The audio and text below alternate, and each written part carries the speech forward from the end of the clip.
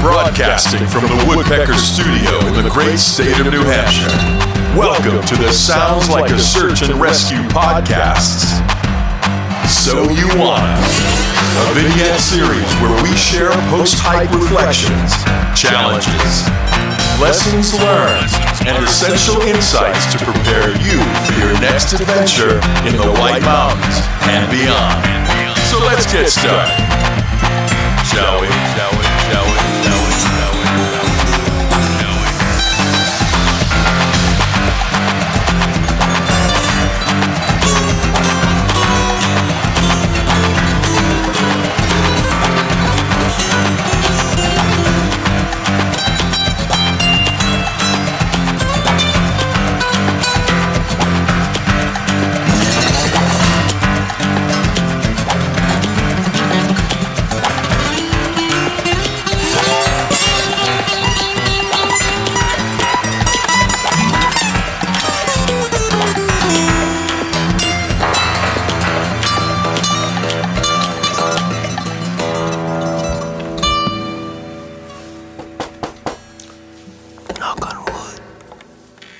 All right, Nick.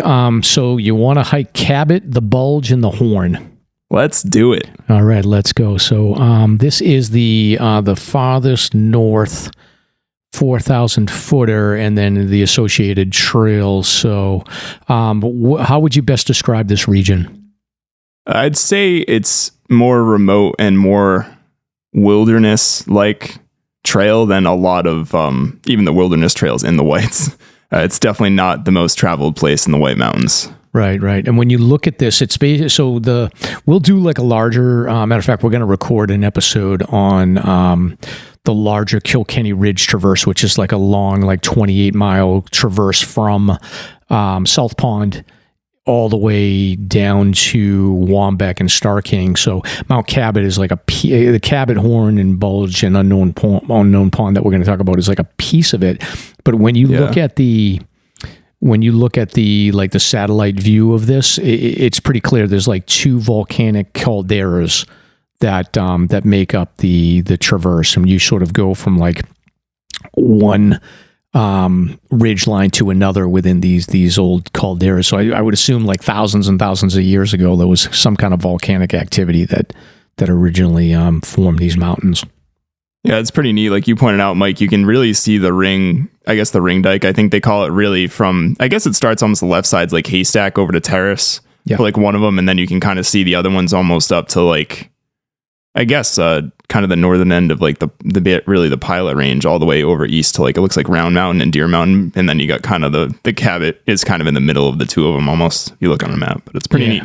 Yeah, exactly. And the whole range is kind of ringed by Route 2 down in the Jefferson side, and then it goes up into Lancaster, and then on the northern part is 110 and forms a circle. So it's basically like Berlin, Gorham, Jefferson, Lancaster, and Groveton, and then Percy on the northern part. And it's just basically this. If you get in the satellite view, you can look down. Like you said, you see both of the volcanic caldera circles there that make up the range. Yeah, very cool. Yes, yeah. So, like you said, these trails can be very wild, especially when you get off sort of the beaten path. So we're going to talk about Mount Cabot, which is on the 4,000 footer list, and then we're going to talk about the Horn, which is on the 52 with a view, and then there's a sub-peak called the Bulge, and then from a noteworthy perspective, there's also a section called Unknown Pond, and then the overall hike generally traverses what's known as the Kilkenny Ridge Trail, and then the Kilkenny Ridge goes across the Pilot Range, which is what Cabot is part of, and then it connects with the Pliny Range, which is essentially past Mount Terrace and into the Weeks. That takes you into Waumbek and Starking. So it's all kind of one big connected wilderness or forest region. And Cabot, like I said, it's a 4,000 footer, so the elevation is 4,170 feet. That's kind of like, it's probably like in the 30s as far as ranking goes for elevation, I think. Yeah, it's not the shortest. I think you get a lot in that ballpark, 4,100, 4,200 peak, but... Right. And then the Horn is probably one of the taller 52 with the views. I would think it's probably in the top 5 or 10. Yeah, I'll be honest. I didn't know until looking at the elevation today that it was that close to... It's almost a 4,000 footer. I mean, really, it's 95 feet short at that point, and the same with the Bulge. Right, yeah. So the Horn is 3,905 feet, and then the Bulge is a kind of a sub-peak of Cabot, and that's 3,950 feet. So that you ascend up from the Horn and then hit the main summit of Cabot. And these, I guess the Bulge and the Horn are both on the New England 100 highest, and like we said, the Horn's on the 52 with a view. So, do you want to talk about the trailheads and towns, or do you want to get into the nomenclature next, Nick? Maybe we'll do nomenclature. I feel like that'll flow a little better. Let's go with nomenclature next. Okay. So I'll start here, Nick, and then I'll pass it off to you. So I'll talk about sort of the name origin of Mount Cabot. So in the old Appalachia Trail book, so the first article in Appalachia was in I think 1886. There was a mention of a hike there, and then also just from a historical perspective in the Wikipedia page about Mount Cabot, the original name was Mount Sebastian Cabot, and this was in the late 1880s. A gentleman by the name of William H. Peake had named it this. They were a member of the AMC and a explorer of the White Mountains. So they named it. He named it after Sebastian Cabot, who was an Italian explorer that was involved as a pilot for Henry VII, and he explored much of the coastal New England area in the 16th century. So he was a highly experienced and skilled naval officer that held the senior rank and was responsible for navigating a large fleet of squadrons of ships. And the mountain has had some other names that have been associated with it, including Grand Pilot, Pilot Dome, Kilkenny Peak, and then there's also reference to the name Mons Ovium, which is listed in the Appalachia article that covers one of the early expeditions into the Pilot Range. And you have here thousands of eminence or mound of eminence of eggs. I had some listing that Mons Ovium means something to do with sheep as well. And I'll talk a little bit more about sheepfold and all that, but why don't you, I guess, cover sort of the origin of the Bulge and the Horn? Sure. So, and I do want to mention too, feel free to correct us if any of this is wrong. This is like me and Mike deducing what we're reading between Appalachia and what we're reading the AMC guides as far as naming on a lot of this stuff. There's some confusing things in here. Like, for example, they referred to the Horn as South Peak for quite a while, just because I guess if you're looking at it from downtown Stark, where the Stark Railroad Station is or was, it actually looks like it's almost to the south of the true peak of Cabot. So that's kind of weird. It makes sense if you're reading those old Appalachia articles, which we'll kind of get into that in a little bit. But the Bulge also is called Turtleback, kind of just called the Bulge for the obvious reason that it just sort of bulges out from the mountainside on the side of Cabot. I'm actually not really sure why the Horn was called the Horn and it wasn't actually mentioned. I guess I could have dug into the 52 of the View Guide as that, but did want to mention that in the early days, the Horn was actually referred to as South Peak itself. And then we have a lot of naming going on here between the Pilot Range, the Pliny Range. Some people call it the Kilkenny Range. But a little bit on that. The Pilot Range itself was named by early visitors of the upper Connecticut River Valley. And they called it the Pilot Range because they used these mountains as landmarks for navigation, as they were going further north. They also called them the Pilot Hills. So local legend attributed the name to a dog called Pilot who lived in the Kilkenny Forest in the late 1700s with the reclusive settler Jonathan Willard, who I have to imagine is also the namesake of Willard's Notch, which sits between basically Terrace Mountain and Cabot itself. The range was also known as Little Moose Hillock by Timothy Dwight, who traveled here around the 1800s. So many people may recognize Kilkenny as a name that's kind of also in Ireland. And like many of the English and sort of British names you see in Massachusetts and New England, it's because it is named after the county in Ireland, Kilkenny.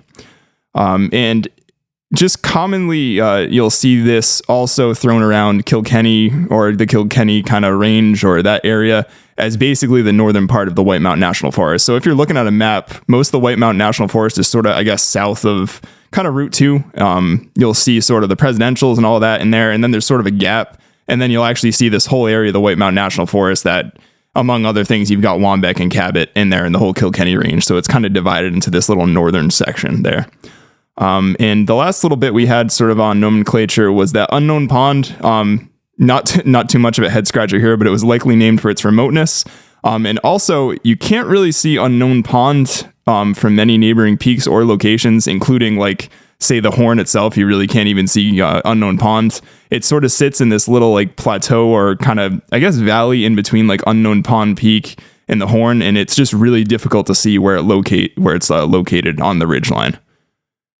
So you pulled a really interesting article here, Mike, on sort of that first ascent back in the 1880s. Do you want to dive into that next? Yeah. So I can talk a little bit about this. So in the Appalachia Volume 5, which covers 1887 to 1889, there is a discussion about an exploration of the Pilot Range by Mr. Peake, who we had referenced before, that had been responsible for naming Sebastian Cabot. And he talks about basically exploring the Pilot Range with a gentleman by the name of Sidney Brown. And he also worked with a gentleman from Boston by the name of George Sargent. And they used a couple of Randolph-based guides, Charles Lowe and Hubbard Hunt. So they formed a larger party, and this party basically went through the Pond of Safety to Round Mountain and then across Willard's Notch to Terrace Mountain, and then made their way across. And it's very interesting. He talks about a gentleman by the name of Dr. Timothy Dwight, who 100 years earlier, so this would have been in the late 1700s, had actually named part of the, so he had named the Pliny Range, he had named Mount Starking, and he had also named, I think, Round Mountain and Mount Willard, those are the original names of the Weeks range. And then he named the Crescent Range, the Pilot Range, and he had previously named Cabot Little Moose Hillock. But over time, I guess that changed a little bit. Mr. Peake here, who wrote this, he had talked about the high points that they visited in the Pilot Range. So he talked about Mount Sebastian Cabot. He had that at 4,220 feet. He had Mons Ovium at 4,039 feet. I'm assuming, as best I can guess, Mons Ovium is what he's referencing when he's talking about where the Cabot cabin is now.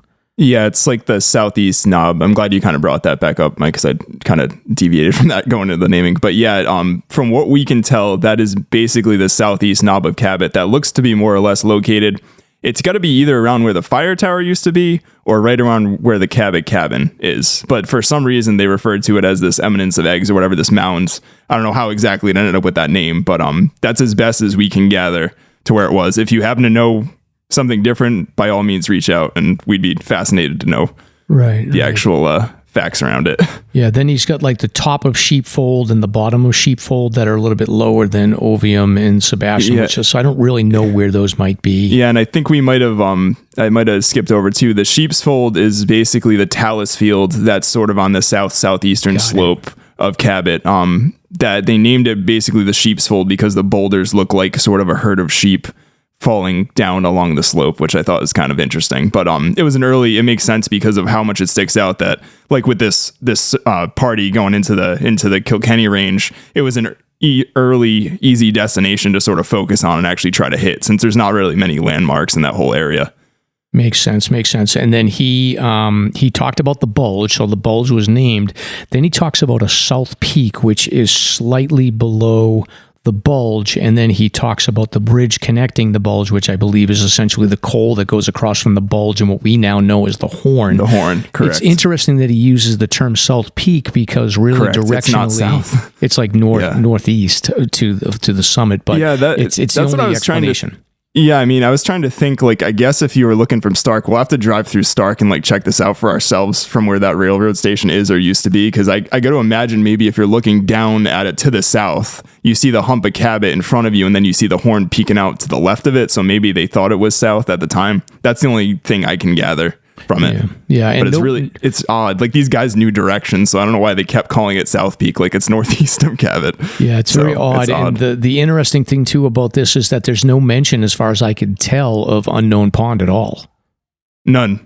Which I kept looking for. I was like digging through because I was trying to get the name origin of Unknown Pond, but there's nothing the only thing I saw, and this was just reading some of the AMC historical notes, is that they did mention that when the Horn was formally added to the 100 highest list and the 52 the view list, that the herd path the 100 highest list rather, the herd path started to develop over there. So that's why they made the trail. But they said that there was a southwestern approach that would go up the Horn before, but it was apparently more difficult than the northeast approach from Unknown Pond.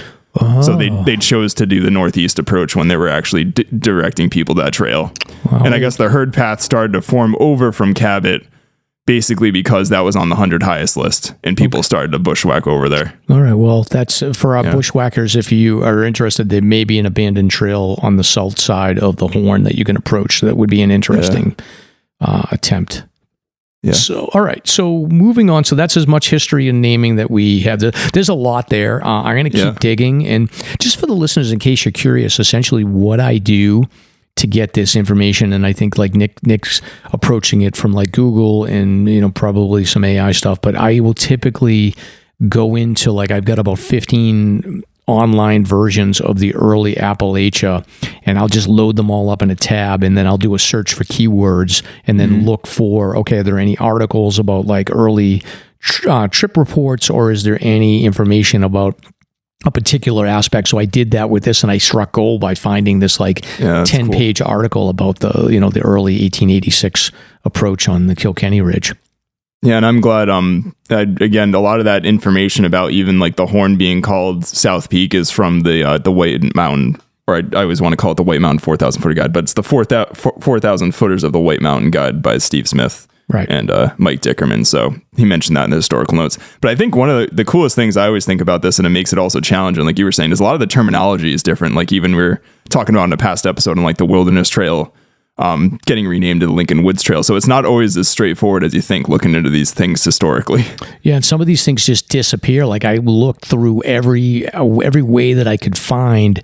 I looked into Appalachia to see if I could find anything more about Mons Ovium, and there was nothing. There was just nothing. It's just like they just called it that that's just what it always was. Yeah. So interesting. Anyway, go ahead. Oh, no, I was going to say the one other thing I did want to call out before we completely move away from naming, because I know this is something that I always personally get confused on.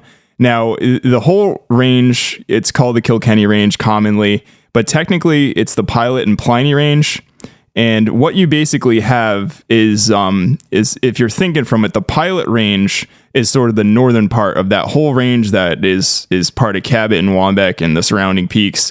But basically, the Pilot Range is from Willard Notch north. So that's basically from heading up from Willard Notch from Terrace Mountain north to that all the way to the end of the Pilot Range. And that's like basically you got Cabot, the Horn, the Bulge, Rogers Ledge, kind of all that whole area is part of the Pilot Range, more or less. Maybe not Rogers Ledge, scratch that. But heading north from there's a bunch of bushwhack peaks. South from Willard Notch, south of basically where Terrace Mountain is, you have the Pliny Range, and the Pliny Range is made up, probably most notable peaks on there. You've got Star King, Wambeck, and the Weeks. There's a couple others in there, but that's why you see all these different terms thrown around, like the Pilot Range, Pliny Range, Kilkenny Range, yeah, it gets a little confusing with the naming in this area to see at least. Exactly. And Willard Notch is essentially like that's the middle line between the Pilot Range to the north and the Pliny Range to the south. And we'll talk a little bit about Willard Notch and the importance of that that location in a little while when we talk about why the Mount Cabot Trail is abandoned. But I think we're going to start off with the trailheads here, Nick. So why don't you were more recently at these trailheads, so you can describe them a little bit better than I can. Sure. So we just ran through the 3 common trailheads. Obviously, you can do traverses, you can do bigger things, but we're focusing on sort of the common day hikes for people that are looking to bag all 3 of these peaks as a loop hike, which is probably the most common thing people do, even if you're just bagging Cabot. So anyways, first up, we've got the York Pond Trailhead. So this is at the end of York Pond Road, technically in Milan, New Hampshire. Then you've got the Unknown Pond South Trailhead. So this is the southern end of the Unknown Pond Trail. This is just a little bit before, basically on the right if you're heading out to the York Pond Trail before you hit the end of York Pond Road. Yeah, this is like essentially like the Unknown Pond South Trailhead and the York Pond Trailhead are essentially basically the same location. They're just a little bit down the street. Yeah, they're like maybe 1/10 of a mile apart, if that, something like that. And I know York Pond has got like maybe 8 or 10 spots. Yeah, it's like not tiny, but it's not huge. I would say I said like I could imagine you fitting like a dozen plus spots probably in either location, either York Pond or even the Unknown Pond South Trailhead. So it's not huge. And then the other last trailhead that you might logically use to try to do Cabot, the Bulge, the Horn is the Unknown Pond Northern Trailhead. So this is on Millbrook Road in Stark, New Hampshire. Probably a little bit less traveled than the other ones, I would suspect. And yeah, that's the northern end of the Unknown Pond Trail. So it's almost at the end of the road. If you're looking on a map, you got to follow it too. And it'll be on the side on the left. Makes sense. And then there is a, about 2 miles up from these locations, there is there's a gate, and typically like I'm told that the gate is like supposed to be open from like I think it's like 7:30 until 10:30, but my understanding is that thing's basically opened all the time. Yeah, I was curious about this and not even looking online, but referring to the latest edition of the 4,000 footer guide. But Steve Smith pretty much says that, especially since it's become more common to hike in the winter and other times of year, like they just leave the gate open. It seems like all the time now. Yep. You don't really have to worry about it. And it's plowed in the winter. Right. Which is nice. Okay. We all set with trailheads? Yep. I think that's about it. All right. And then, so for the towns and what this is close by, essentially you have a couple of towns. So to the west is Lancaster. So if you're coming up through Jefferson or Route 2, you would come through Lancaster and then head north past Stark in Milan and then, or Millen, I don't know exactly how they pronounce that. Yeah. And then to the east is Berlin. So essentially the way to think about this is that you've got Lancaster to the west, then you've got Willard Notch in the middle, and then Berlin is to the east. So there's a lot going on. And then Jefferson is pretty close by as well. So there's plenty of food options. And you know, Lancaster looks like a fun little town. They got some breweries in there and some restaurants and stuff that you can stop and check out. Yeah, I know sometimes on these we'll dive into the sort of the breweries or restaurants, but there's a lot. And if you want to go even all the way to like Gorham and kind of stuff, there's plenty of options for your drive home for eats and drinks and whatnot, and staying for that matter. Exactly. Yeah, Lancaster's got a nice Dunkin' Donuts that I had to wait out a hailstorm when I was driving up to do McGalloway one time. I got hit with a hailstorm and I was like, I just pulled into the Dunkin' Donuts parking lot and afraid my car didn't get destroyed. Oh, good memories. Yes. So the joys of doing the 52 with a view list. All right. So, as far as the routes go, then you can do this as an out and back to Cabot. I suggest that you do this as like a loop hike. It's a little bit tricky in the winter, but what are you thinking as far as like if we're going to talk about a loop hike? You've got clockwise and counterclockwise. What maybe we break down the counterclockwise because that's just the way that you did it last week. Yeah, sure. So yeah, like Mike mentioned, I think most people will tackle it clockwise. So that's basically heading up York Pond Trail, Bunnell Notch Trail, Kilkenny Ridge Trail, and Unknown Pond Trail. That'll take you on Cabot, the Bulge, and the Horn. It's 11.6 miles and 3,350 feet. Same way, same mileage, or I should say same mileage, same elevation gain in the other direction. The thing that I did want to call out, having done it in the opposite direction just this past weekend, is that it's definitely more challenging doing it in the opposite direction. Namely because you end up hitting these short little steep areas, number one, going up to the Bulge, and number two, going up to Cabot, which I want to say the Bulge was about a 250 foot climb in 0.1 or 0.2. And then going up Cabot was actually another in a quarter mile. I think it goes up like 300-400 feet kind of. It's a nice little bump of elevation. And going up Unknown Pond Trail to Unknown Pond also had a section that was 0.2, probably like 200 to 400 feet, something like that. So pretty steep. Okay. If you're going up the clockwise direction, it's a really nice grade. I mean, we were coming down that way this past weekend, but it's a really nicely graded trail. I think especially by White Mountain standards, it never really gets steep. Kind of just sort of pokes its way up to Cabot, and I feel like you kind of are surprised that you've already done like, I don't know if it's 3,000 feet or something like that. Right. So, okay, let's pretend we're doing clockwise here then. So essentially you get out of your car and then you're hopping onto Bunnell Notch Trail, which is, if I recall, it is a bit of a muddy slog, but you before you get to the real muddy part, it's like you're kind of next to a drainage for a little while, and then you climb up a couple hundred feet before you actually get to that section where, remember, we broke off in Bunnell Notch. You talk about that section of the trail? Correct. Yeah. So you're kind of heading up, and maybe so up to where Bunnell Notch is just about, maybe, I'm looking at the elevation gain right now, it's about 1,500 feet. And yeah, you're sort of along a river and drainage. A lot of it, there was plenty of water where me and Steve were going down there. Even though you can't actually see anything on the map, I think there's just a lot of drainage that goes in that valley. Maybe it was because it rained the past few weeks too. But really wet, kind of muddy and washed out. That being said, like I mentioned earlier, it never really gets super steep.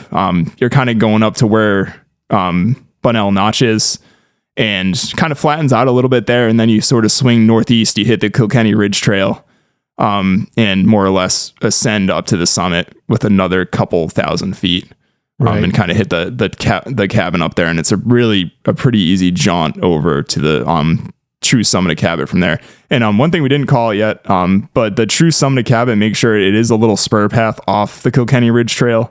It's actually a cairn. Maybe it was a cairn or just sort of a mound with like a dead tree growing out of it. Currently, the dead tree might be gone soon, depending on when you get there or when we actually release this. But there is a little side path to get to the true summit of Cabot. Right. So again, from York Pond to Bunnell Notch, that's sort of your first, that's 2.5 miles with like about 1,500 feet of elevation gain. And then as you make your way out, so then you connect with Kilkenny Ridge Trail, and then there's a couple of water sources in this section where you go from about 3,000 feet to about 3,500 feet. You can basically filter if you want. And then once you get to about 3,400 feet or so, maybe 3,300 actually, that's the last option for water. And then you start climbing up, and the first milestone that you'll hit is about at the 3.5 mile mark, where you'll reach Bunnell Rock, which is this nice overview that looks out into, I guess that looks down into the Pliny Range. So you'll see like Mount Terrace, and you'll see the Weeks, and then there's a couple of mountains that I think Haystack Mountain and Mount Joseph Whipple that don't have trails on them, but it's a nice view to the south. Yeah, probably I would imagine the Randolph Crescent area you might be able to get a peek at too. It was very hazy when we were on there. Right. This past weekend, and I've actually never gotten views until this time. It took 3 times for me to get views from Bunnell Rock, but a very nice viewpoint, and you're really close to the summit by the time you get there. Yeah, true. And then eventually, once you pass Bunnell Rock, then it's like a steep, you've got, let me see here, 2, 4, 6, about 700 foot climb, and then your next, I guess, milestone or your next place of interest is you get to the Cabot cabin, which you think, oh, I'm there, but it's actually a bit of a walk over to get to the summit. But the cabin sits at somewhere around, I guess, a little over 4,000 feet. There is a privy there, and the cabin, I think, is good for, it's got like 4 bunks, so you can double up on the bunks. So in theory, you could probably get 8 people in that main room, and then probably a couple more in the front room that has like a table that you eat on, but you could also sleep on there. But what is your impression of the cabin? I don't have a good impression of it, I'll be honest. That cabin creeps me out, to keep it blunt. But yeah, I don't know if I'd want to stay there at night. I always feel like it's just a creepy cabin. Yeah, it's kind of creepy. It's kind of musty. And it just, it has a musty smell to it. It doesn't have like a welcoming smell. I know people stay over there, but it's not my first preference. Of the huts and structures that I've seen in the White Mountains, it's probably one of the least appealing to me. I don't know why. You've probably seen more structures and stuff than I have, but yeah, I wouldn't. I think I'd rather sleep outside the cabin, given the option. There's there's like a little clearing down there, and it does have I very much enjoy the porch and stuff, but inside's a little musty and just not the most welcoming place. If it had a fire stove or something in there, I know it's ripped out, but the nice part about that, like even the AMC huts, is it just keeps it dry a little bit, I think, too. So it's just kind of moldy and yeah. But it's there if you need it. Yeah, exactly. And then once the cabin, I think, is a good spot for you to sort of eat, hang out on the porch, enjoy the view, get a picture. It's pretty iconic there. You can use the privy, which is down a little ways in kind of this open forest area. Never been over there to check that privy out, but it looks like basically every other outdoor privy I've seen. Yeah, I actually haven't checked it out myself either. I'll have to put that on the list for next time we're up there, right? I guess, and investigate it. There's not privies on most of the mountains in the Whites. It's funny that in the Adirondacks they have them everywhere, but you don't see privies too much. Yeah, there's not too many of them. And then the next milestone for this is just, so now you've got about maybe 4/10 of a mile to get over to the true summit. Before you get to the true summit, there is a sign for a water source on the summit itself. This was probably the worst experience of the entire Kilkenny Ridge Traverse for me personally. It says it's 1/10 of a mile, but it's a lie. Anytime that you see a sign that says 1/10 of a mile in the White Mountains, just assume it's going to be a quarter mile. They lie. That's the case with the Moosilauke. That's the case with this water source. South Peak. Yeah. The quick backstory again, like Mike mentioned, we're going to do this on a full episode probably before this even comes out, but our friend Peter needed that section of trail because it's still in the 31st edition of the White Mountain Guide for trails. It's a trail. It is definitely not maintained anymore. It was mentioned to us, to be fair, or at least in the guide, maybe not to us that day, but it drops around 250 feet, arguably maybe more, but steeply down the side of the mountain. The spring was flowing when we visited, so that was cool. But if you went down all that way and that spring wasn't flowing, which apparently it isn't most of the time, which is, I have to imagine, also why that trail just doesn't get used anymore.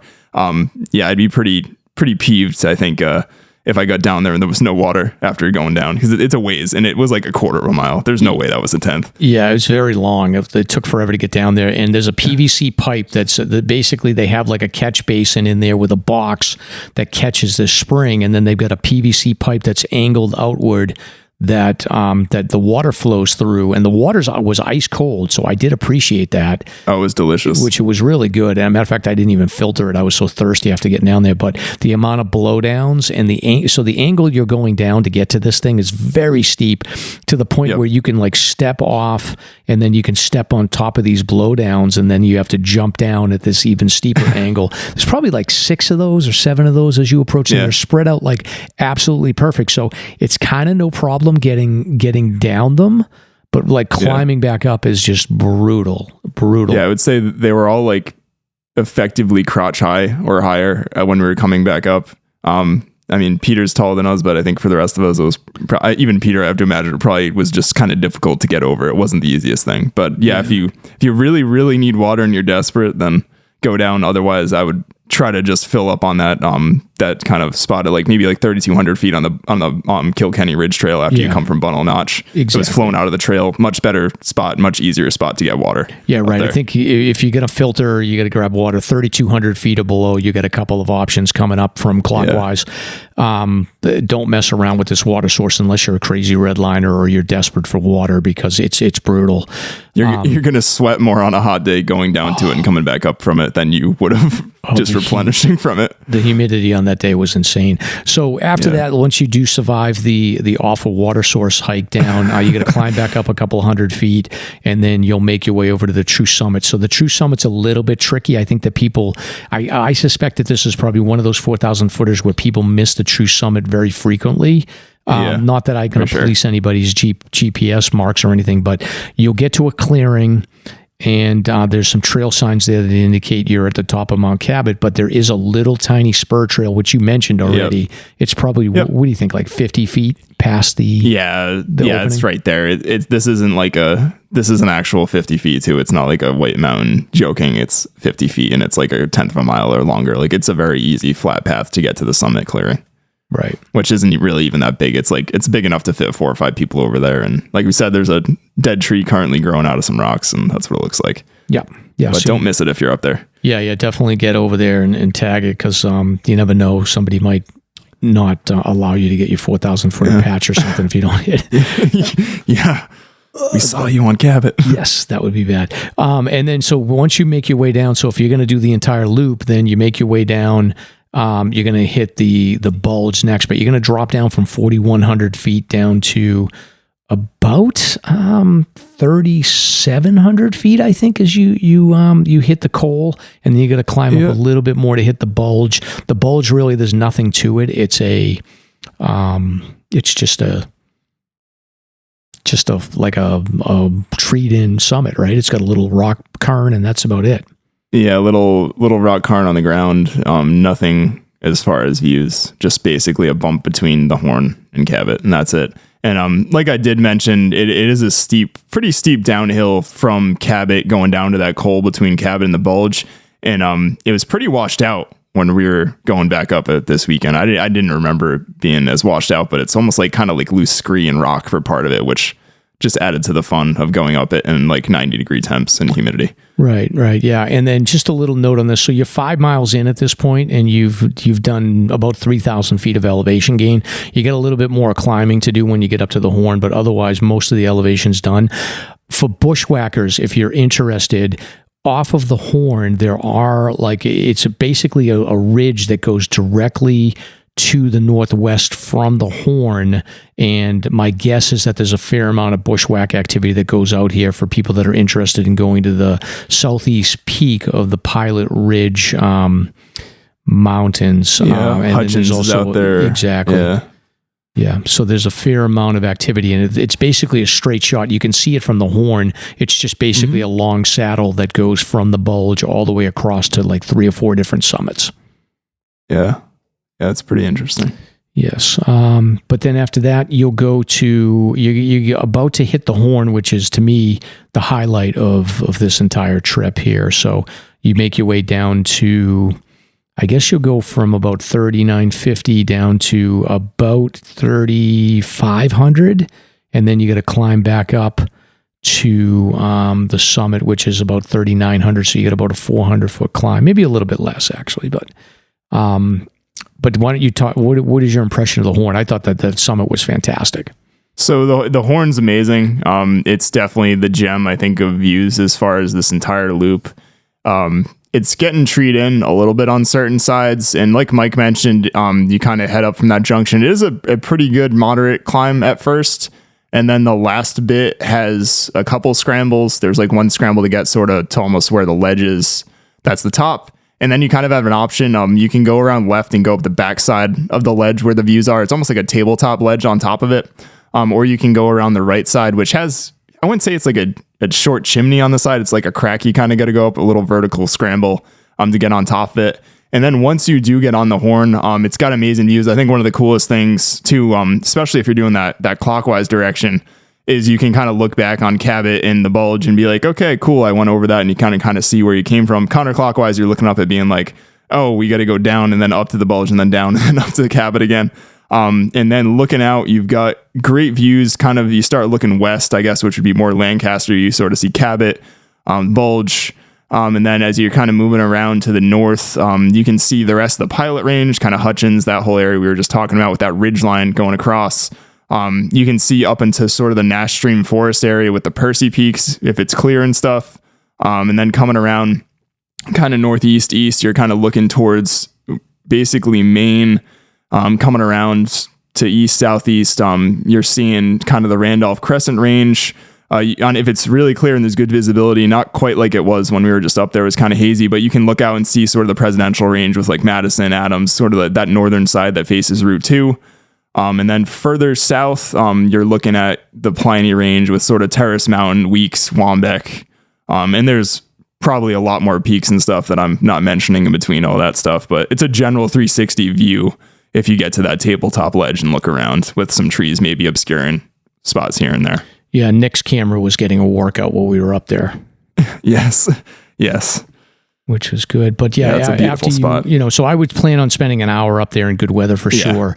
Great spot for lunch and everything. So, and it's going to be the highlight of the trip for sure. And then after that, you've got about, I guess I would say your 5.6 miles. So you got about a mile and a half to make your way down. You're going to drop a bit, probably get down to, I think, you're going to go from 3,900 feet to about 2,800 feet as you make your way over to Unknown Pond.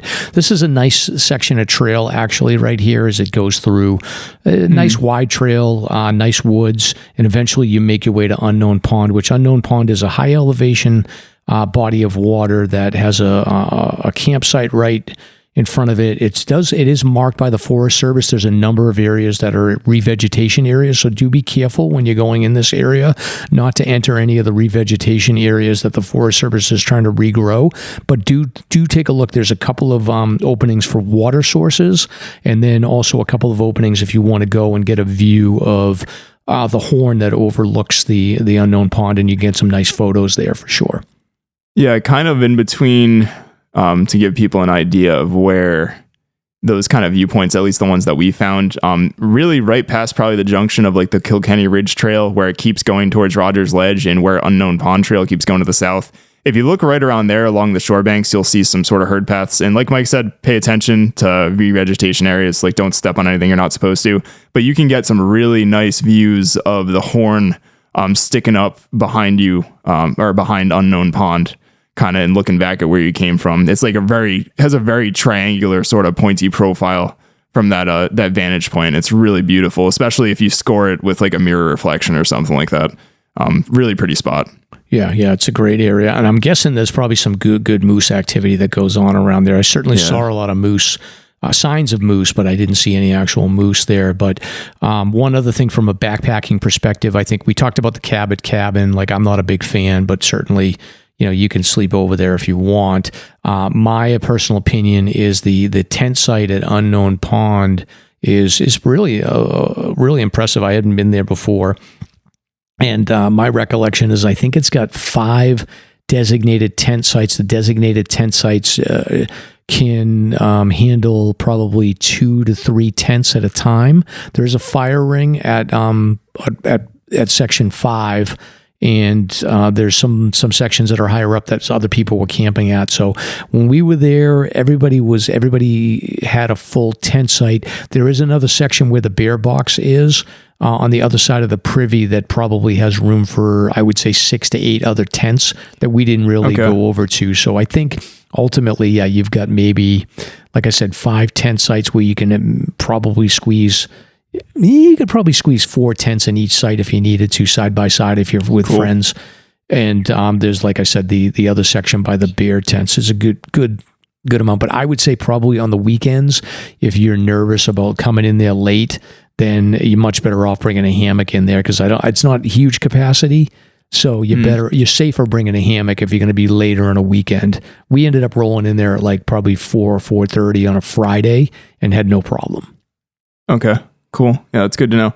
I was curious too with the fire rings and stuff. Do like all of the White Mountain National Forest campsites allow fires, or is it below a certain elevation, or how does that work? If you see a fire ring, you're just kind of good to go. That's how I've always managed it. I was curious. If it exists, then it's my assumption is because this is a Forest Service run campground or campsite that they would basically break up any fire rings that weren't supposed to be there. Honestly, we had a hard time keeping a fire going. We were able to burn birch bark That burned really well, but everything else was pretty wet, and it had rained the last couple of nights. So I think it was just a tough time keeping the fire going, and we got kind of bored with it after a while. Gotcha. Okay, yeah. Cool. But yeah, after that, if you're on a day hike and you're at Unknown Pond, definitely plan on spending some time there to enjoy the sights. And then from there, it's another, I want to say you're at about 7 miles. So what is it, about 2.5 to 3 miles back to the parking lot? Yeah, a little bit. I think the whole drop. Yeah, probably closer to 1,500 actually off of there, something like that. And I think the whole loop's 11 miles. So you probably get about three-ish miles left from Unknown Pond. I think it was technically 3.3 up to Unknown Pond from that trailhead when I just did it, and about 1,500 or 1,600 feet I got. Pretty moderate grade after the first, I'd say, half a mile or so. You descend. It does descend pretty steeply. And down there, this kind of caught me by surprise because I don't even think it was really mentioned much in the guide. But there is a little outlook, maybe a quarter to a third of a mile when you're heading down from Unknown Pond, where you actually could see the edge of the horn and see the horn sort of behind you. You're kind of looking up a valley, kind of where the horn is almost at the very top, I guess, of the valley. Trying to describe it as best I can. And then you can see out looking, I would have to imagine south or southwest a little bit before it really starts to get into the trees and get steep again. And then it just sort of levels out and crosses, I have to imagine, some sort of stream from Unknown Pond a few times, some sort of drainage more or less. Let's see if there's actually a name on here, but I don't see anything. It's actually not labeled on the map, but it was wet in there. There's plenty of places to get water. I have to imagine too, it's probably flowing pretty good since Unknown Pond's there. It's not like it's just drainage from rain all the time. So pretty easy walk out. And I would say that trail definitely a little bit better than, for example, like coming in on York Pond, Bunnell Notch. It's not quite as muddy. There's some spots with some sort of logs and things in. And Mike mentioned it being wet this particular time, but I did want to call out this whole range, especially I would have to imagine like if you're there when we were like mid-July, peak of summer, it is like walking through like, I don't know what I'd imagine like sort of Lord of the Rings-esque forest to look like. Like there's just these massive ferns that are like over waist high in spots. There's spots where you literally can't really see the trail super well. At least even going out Unknown Pond, not like it's lost, but like it's just a mud floor kind of. You can tell where people have been trampling, but beautiful birches and pines and just forest and moss and very very green throughout this whole area, very lush. And that's literally this whole loop. That's not even just specifically the Unknown Pond area that I'm talking about. Yeah. And honestly, like farther down as you get into the Pliny Range, it's even worse, like going through the Weeks. It's just like, this is the most fern-infested area that you'll ever see in the Whites for sure. Fern infestations. Yeah, but it's so just a couple of notes on the direction. So again, we did clockwise. You can certainly reverse it counterclockwise. I think like Nick had said, I guess it's a little bit more of a grind that way. So I think we're recommending clockwise as the best option just because you get the Cabot climb out of the way, and then it's a little bit easier to navigate down into the Bulge and Horn than it is to go up.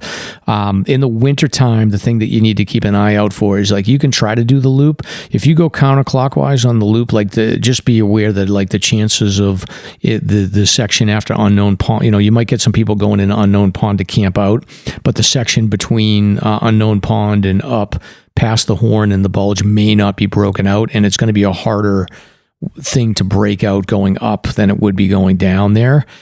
So I personally like to go up, kind of clockwise, go up Bunnell Notch, connect with Kilkenny, and get to Cabot from the traditional route, and then I can scout out and basically look at the summit to see if anybody headed down towards the Bulge and the Horn, and then if it's broken out, then I can go down there, and I know I'm going to have an easier time, and if it's not broken out, then I at least know, okay, I'm going to go back and go the way I came. And typically, you'll see a fair amount of people coming up that way. Most people don't do the full loop in the winter; they'll just do an out and back to tag Cabot for their winter, and that's it. Yeah, it was a good call out, Mike. I think when we went up there in the winter, it was absolutely not broken out past the summit of Cabot. It just ended there. Yep. You got to be pretty ambitious to want to break that all out in the winter. Yeah, exactly. And then I think one other thing that I want to call out about the trail system here is that there is people will see this on their maps and they'll ask this question, and I'm assuming people certainly make this mistake. There's an abandoned trail that's called Mount Cabot Trail.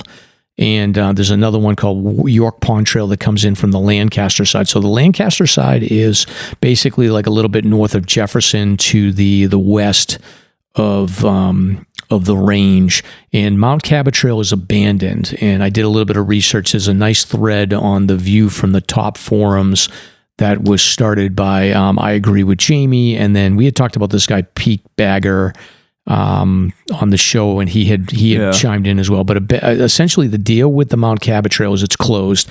A private landowner is he's shut down access to the Mount Cabot Trail, and I agree with Jamie. He had actually called the landowner because he wanted to see if he could hike the trail. This goes back into 2013 around Labor Day. He called the guy up and was like, "Hey, what's the deal with the Mount Cabot Trail?" And the landowner, his name is Paul Crane.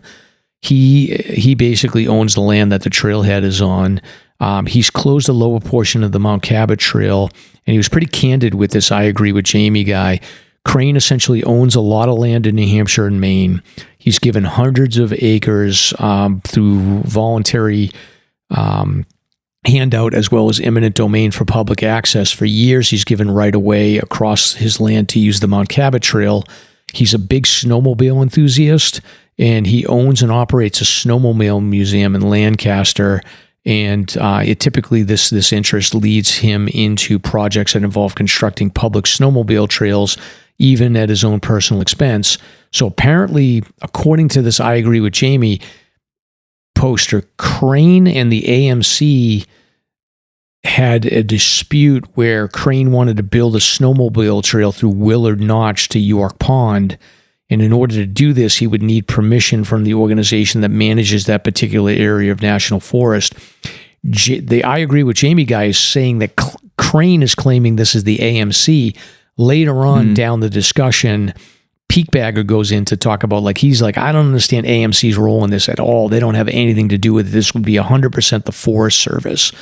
But anyway, somebody basically has a say in allowing snowmobile trails to go through Willard Notch. Now, I understand why Crane is wanting to get through Willard Notch, because essentially the problem that you have with this section of wilderness is that you've got Lancaster to the west, you've got Berlin to the east, and there's no connection point over there. So Willard Notch is the only way to get through there. So for me, and honestly, the lay of the land over there, you can totally see how they could put a snowmobile trail that kind of parallels York Pond Trail, but is far enough away where you wouldn't even notice it. They could build it in any one of those sections. So I get what Crane's saying is look, I could probably build this, and the hikers and the cross country skiers would never see it. But for whatever reason, he claims the AMC rejected his offer. Essentially, he was going to give the AMC 4 miles of land so that they could fully own the Mount Cabot Trail, as well as he was going to construct a parking lot at the trailhead. But in exchange, he wanted permission to build that snowmobile trail with his own funds so that he could then donate it to Lancaster. But the AMC rejected this offer and told him the area was to be reserved for foot traffic and cross-country skiers. So then Crane basically just said that he's now rejecting the public right-of-way across his land, and he closed the portion of the trail that goes over his land. So there's really no access to get to the Mount Cabot Trail. Now, you can get into the old Mount Cabot Trail, and we went past it, and you could see it's still there. Yeah. But you just can't, you could go down it, I suppose, but it's private land. And my understanding is that Crane will confront people, and he keeps an eye on it pretty closely. So, and then the discussion just goes on to talk about that this guy seemed pretty reasonable and actually pretty nice. He basically told this guy, Jamie, he's like, look, if I let you do it, then I got to let a million other people do it. And it's a whole thing. But the discussion goes on. It's very interesting. I'll link it in the show notes. People talk about essentially what's going on here is that the public does have a right of way, and there's a deed in the property that some hikers have actually identified. The problem is Crane shut it down. Now it would be incumbent upon the Forest Service to enforce the right of way by basically taking him to court to force him to allow people access to that trailhead. And the Forest Service has essentially just said we're fine. We don't care about it. We want everyone coming in through York Pond, which I'm assuming allows them to manage it a little bit easier. And also, It's a lot quicker climb from Lancaster up to Cabot, and it's also saves about an hour. So people coming from like Boston and that area might be it's a little bit easier if they had that trailhead open. So maybe they're thinking like, let's force people to go around York Pond so that we know that the people are really going to be up here playing in this really rugged wilderness. They're really motivated to be here and they're not just tourists. Yeah, for sure. It's a whole interesting thing with those right of ways. It kind of reminds me a little bit of even surfing in Rhode Island, how there's a lot of those right of ways by the ocean, like say around Point Judith and stuff. But if like someone builds a house there and they kind of put a fence and stuff, like it's kind of tough to like, it's you should be allowing people to get through to the ocean, but like who does it fall on legally to do that? Like you're going to take someone to court. Like my guess is too, with the U.S. Forest Service being sort of a nationwide thing, is that how many cases do you think there are where there's right of ways where like there's just a landowner or something that they don't want to like take to court or do something like that? Like it might be an interesting sort of double standard to cherry pick certain ones, and especially when, like you mentioned, there's maintained trailheads on the eastern side and northern sides to this, so there's already 2 access points really to get to Cabot. But it would be cool if it was still open, being just for the historical kind of aspect of that trail. It looks like it was closed in 2000, which was interesting too, because we could definitely see where it came in still. So I don't know if maybe people mistakenly follow it sometimes or what, but the bed of the trail was for sure still visible through the woods. Yeah. And with this Mount Cabot Trail, it's like a really interesting discussion around, like, first they talk about like how is the AMC getting pulled into this by this crane guy? And there's this interesting discussion where they go back and forth and say, like, a lot of people up north like have a negative view of the AMC because they're trying to get things done. Like, think of yourself as like you're a snowmobile trail, or you're in a club and you want to get a new trail put in, and they won't. Yeah, we don't want to go through red tape and stuff. Exactly. Then you look and you're like, well, red tape. Look at why has the AMC got like 6 or 7 of these huts where they can make all this money. They don't see the big picture about all the trail maintenance and the search and rescue stuff and all the other things in the history of the AMC. And apparently, like, someone was talking about, like, the RMC is considered like the local club and they do things right, and the AMC is considered the Boston club and they do things wrong. So it's just very interesting how the local perspective is there.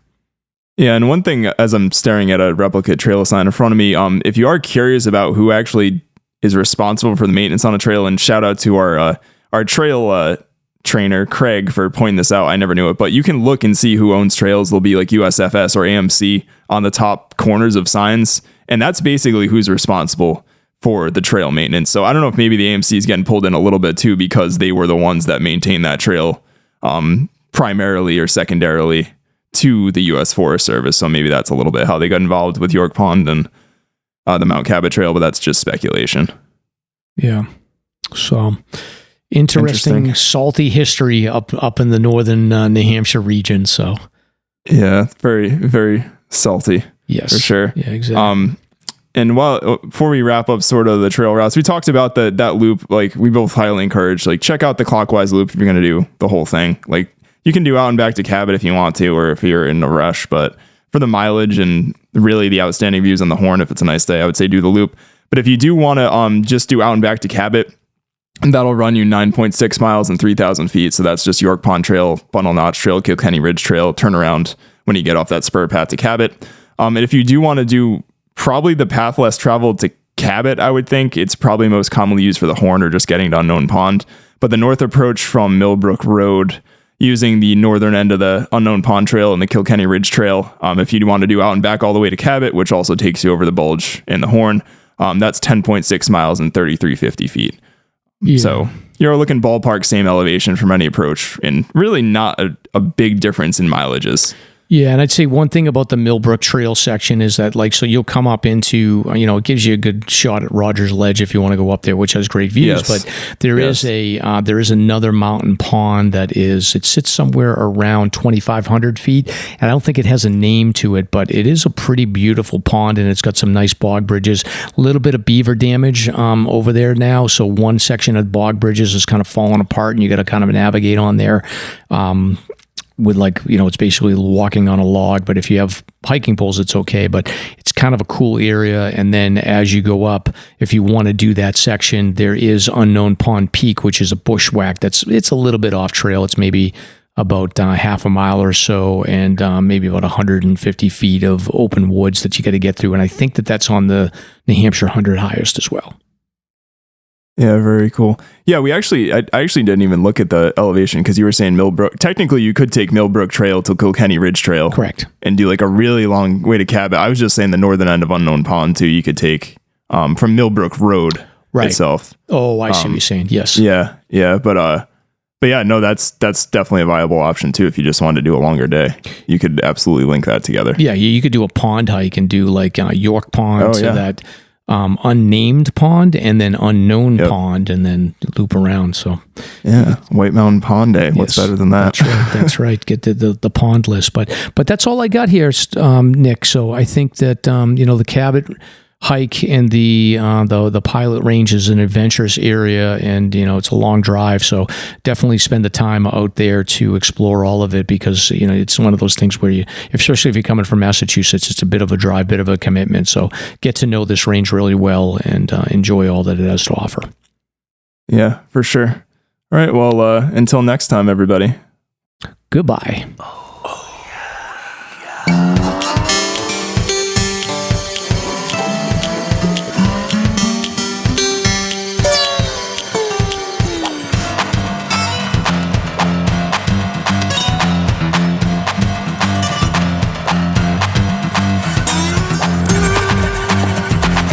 Thank you for listening. If you enjoyed the show, you can subscribe on Apple Podcasts, Spotify, or wherever you listen to podcasts. If you want to learn more about the topics covered on today's show, please check out the show notes and safety information on slasrpodcast.com. That's SLASR podcast.com. You can also follow the show on Facebook and Instagram. We hope you'll join us next week for another great show. Until next time, on behalf of Mike and Stomp, get out there and crush the peaks.